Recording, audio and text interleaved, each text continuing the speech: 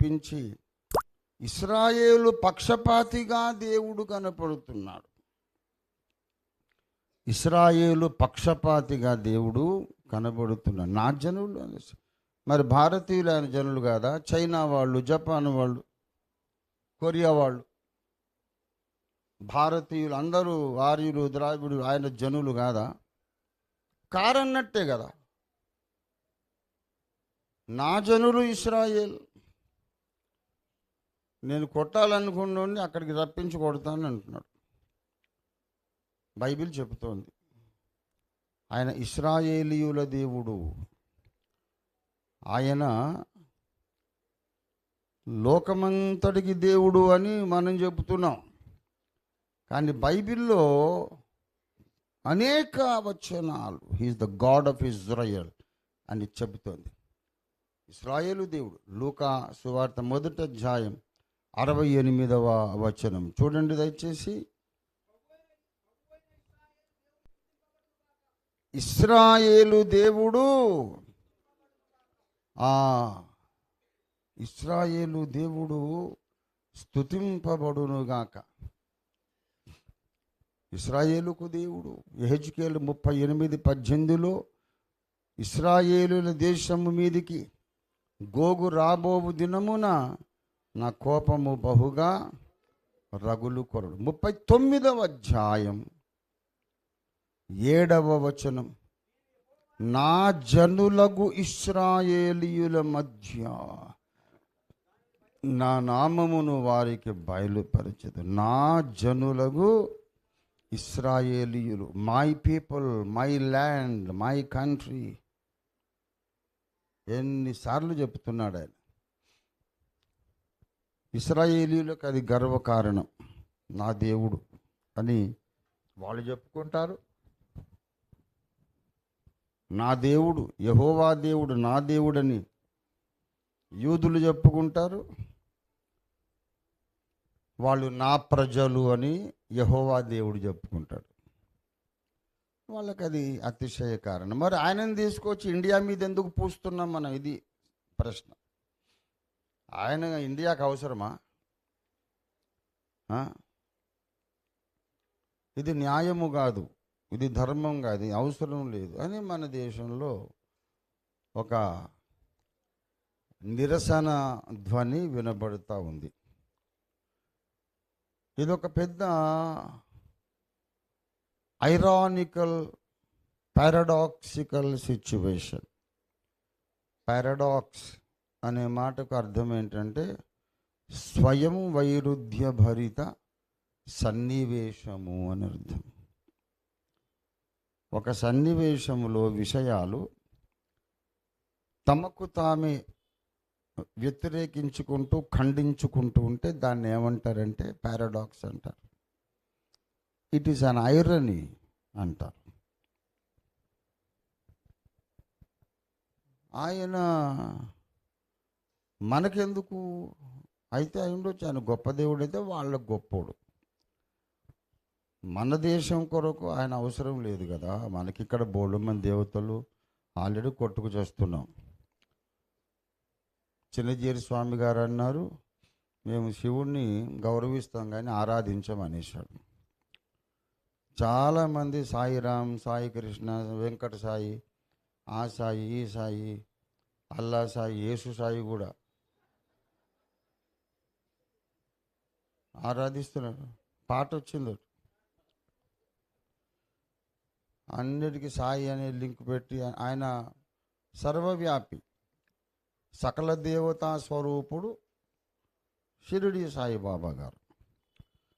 కనుక ఆయనలో ఏ దేవుణ్ణైనా మేము చూసుకుంటాం. అందరూ దేవతలను కలిపితేనే షిరిడి సాయి తయారయ్యాడు. ఆయన ఫకీరా, ముస్లిమా, హిందువా కూడా తెలియదు.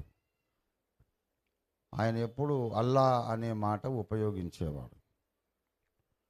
మసీదులో ఉండేవాడు, మసీదులో దీపాలు వెలిగించేవాడు. ఇదేంటయ్యా భ్రష్టత్వం? మసీదులో దీపాలేంటి?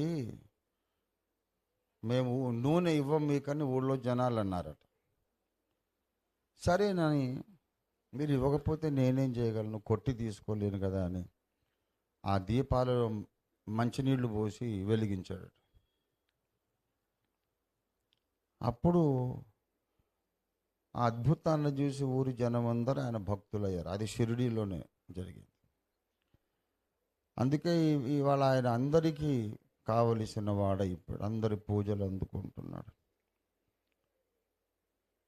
మరి ఇప్పుడు శంకరాచార్యులు వాళ్ళు బయలుదేరారంటే అసలు సాయిబాబాని ఆరాధించడం ఏంటంటే అది శవారాధన. మనం శివారాధన చేయాలి కానీ శవారాధన చేయకూడదు. ఆయన చనిపోయిన తర్వాత ఆయన మళ్ళీ లేస్తాడని ఎదురు చూసి పెద్ద గొడవైంది. సమాధి చేయనీలే. ఆయన మళ్ళీ మేల్కొన్నాడట. మేల్కొని నేను మళ్ళీ ఇప్పుడు పోతున్నాను, నేను సమాధిలోనే ఉండి నా కార్యాలు నిర్వర్తిస్తాను అని చెప్పి మళ్ళీ పోయాడట. సో ఇప్పుడు అక్కడ దర్గా లాంటిది ఉంది, అందుకు షిరిడీకి పోతారు అందరూ.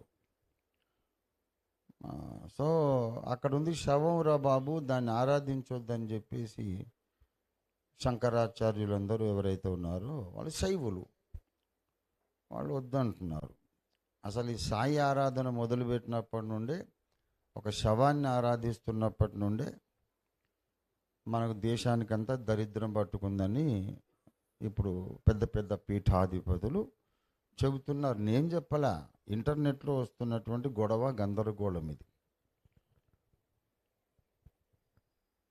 సో ఇలాగా మనకు కావలసినంత గందరగోళం ఉంది.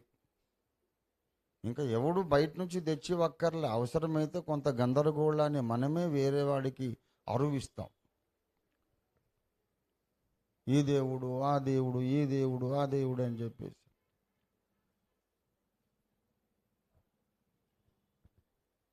త్రేతాయుగములోని శ్రీరాముల వారు అవతార పురుషుడు, ఆయన కట్టించినటువంటి రామసేతు ఉన్నది అని చెప్పేసి ప్రచారం చేస్తున్నారు, పరవశులైపోతున్నారు. మొన్న ఒక ప్రొఫెసర్ గారు చెప్పారు, అసలు తమిళనాడు నుండి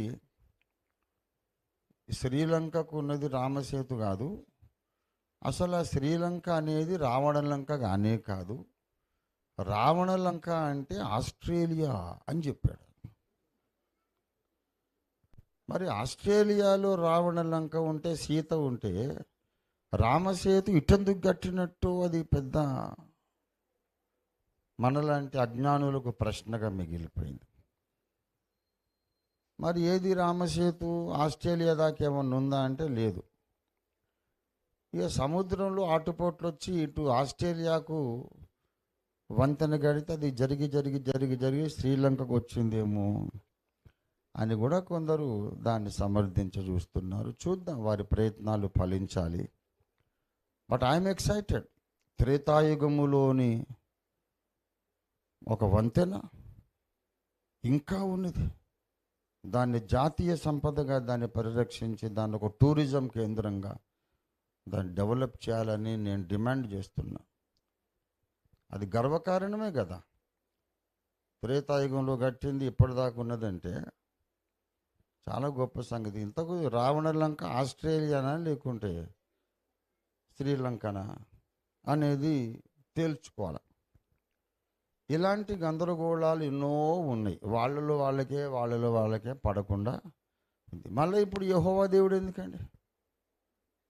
మొదటి నుండి చెబుతున్నాడు, అరే ఇండియాకు నాకు సంబంధం కాదురా, నేను ఇశ్రాయేల్ దేవుడను అని 100 సార్లు చెప్తున్నాడు. ఉన్న గందరగోళం సరిపోదన్నట్టు ఎక్కడో ఇశ్రాయేల్ దేవుణ్ణి పట్టుకొచ్చి మన దేశంలో వీళ్ళు ఎందుకు ప్రకటిస్తున్నారు అనే ఒక నిరసన ధ్వని వినబడుతూ ఉన్నది. అందుకే ఈ చిన్న కీర్తనలో ఒక మాట చెప్పాడు. 100వ కీర్తన, సమస్త దేశములారా చెప్పండి. ఏం చేయాలి మనం? యెహోవాకు ఉత్సాహధ్వని చేయుడి, దేవునికి స్తోత్రం కలుగును గాక. ఎందుకు చెయ్యాలంటే ఈయన సృష్టికర్త అయిన దేవుడు, దేవునికి స్తోత్రం కలుగును గాక. ఈ భూమిని చేసినవాడు, గాలిని చేసినవాడు, పంచభూతములను చేసినవాడు, పంచభూతముల ద్వారా ఈ బ్రహ్మాండమును తయారు చేసి నిర్మించి సృష్టించి నిర్వహిస్తూ పరిపాలన చేస్తున్నటువంటి మహాదేవుడు యెహోవా దేవుడు. మట్టిని చేసినవాడు యెహోవా దేవుడు, అగ్నిని చేసినవాడు యెహోవా దేవుడు, నీళ్లను చేసినవాడు యెహోవా దేవుడు. నువ్వు ఇండియా అంటున్నావు, ఇండియా, రష్యా, చైనా, అమెరికా కలిసి మట్టేగా. మట్టిని చేసిన దేవుడు, ఆకాశంలో చుక్కలను, సూర్యుణ్ణి, చంద్రుణ్ణి చేసిన వాడు దేవుడు, మానవ జాతిని సృష్టించిన వాడు యెహోవా దేవుడు. ఆ చిన్న కీర్తనలో ఈ మాట చెబుతున్నాడు. 100వ కీర్తనలో 3వ వచనం, యెహోవాయే దేవుడని తెలుసుకొనుడి, ఆయనే మనలను, హల్లెలూయా, దేవునికి స్తోత్రం కలుగును గాక. ఇక మిగతా గందరగోళాలన్నీ మాకు అవసరం లేదు సార్.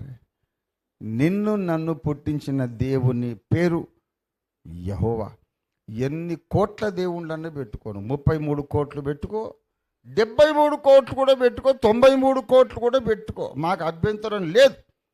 కానీ నన్ను చేసిన వాళ్ళెవరు కాదు, యెహోవా దేవుడు, బైబిల్ దేవుడు నిన్ను నన్ను సృష్టించాడు. దేవునికి స్తోత్రం కలుగును గాక. హల్లెలూయా.